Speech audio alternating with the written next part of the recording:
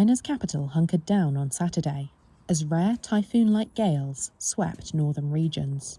The winds in and around Beijing forced the closure of historic sites and cancelled flights, while bringing late snowfalls to the autonomous region of Inner Mongolia and hailstone showers to southern China.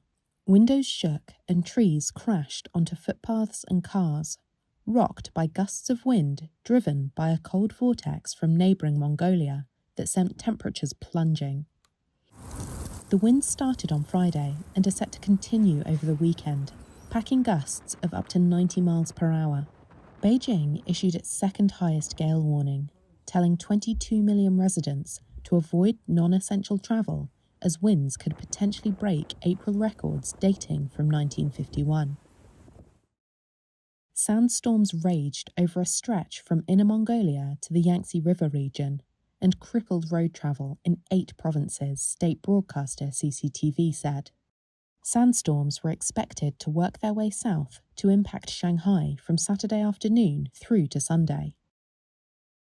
Strong winds bringing sand and dust from Mongolia are routine in spring, but climate change has made weather events more extreme.